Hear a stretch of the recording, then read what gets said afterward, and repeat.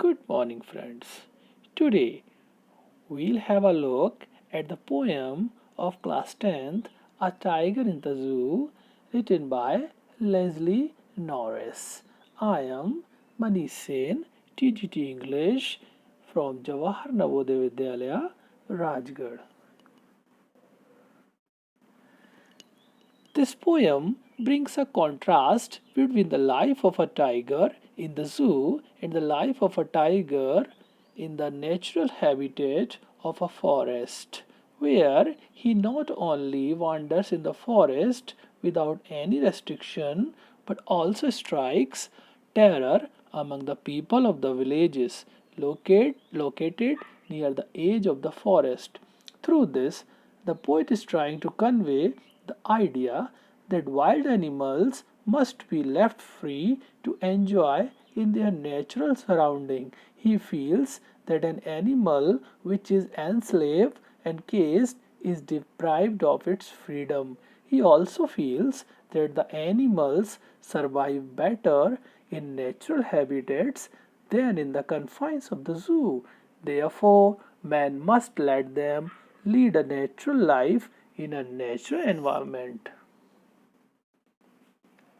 So, let's have a look on the poem. Now, we read the first stanza. He stalks in his vivid stripes the few steps of his cage, on pads of velvet quiet in his quiet rage. Here, the poet says that the tiger that is confined in the zoo moves around in the cage under his bright colored skin. He further says that the tiger can take only a few steps because the cage is small and it is not easy to move in it. One cannot hear his footsteps because he has very soft feet like velvet, because of which there is no sound of the tiger's footsteps. The tiger tries to control his anger by quietly barking in the limited area of his cage. He is angry because he is not free.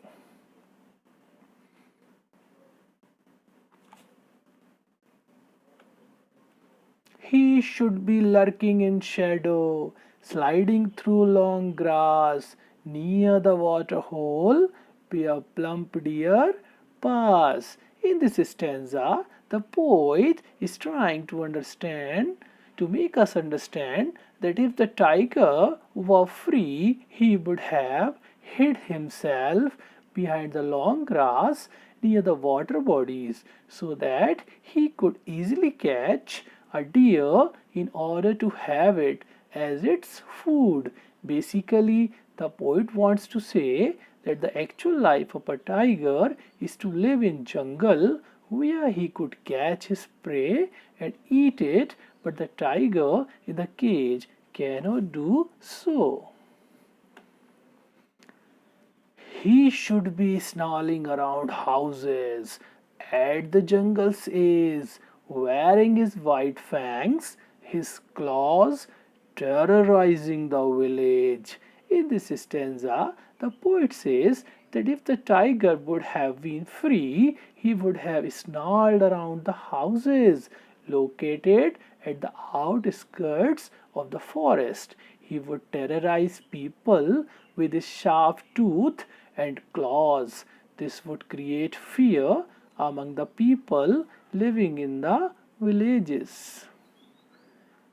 But he is locked in a concrete cell. He stands behind bars, stalking the length of his cage, ignoring visitors.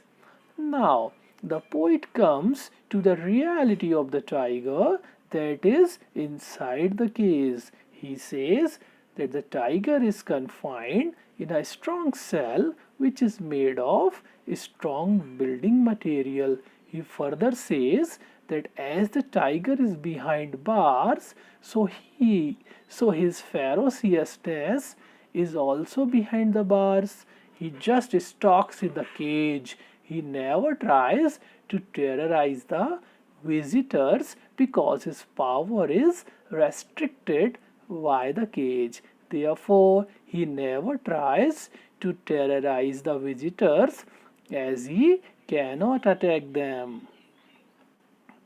He hears the last voice at night, the patrolling cars, and stares with his brilliant eyes at the brilliant stars. The poet says that during the night, the tiger hears the sound of the patrolling cars.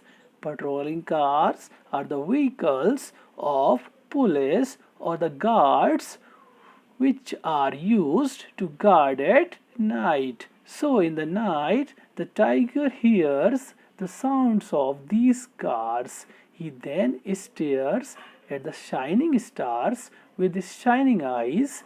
The poet wants to say that the tiger is sad, and as he is confined in the cage, so he cannot do anything. Therefore, he stares at the stars in the night and tries to divert his thoughts towards them.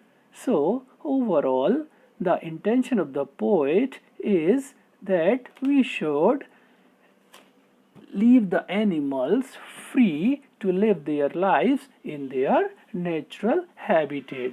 We should never confine them in the cage. Thank you.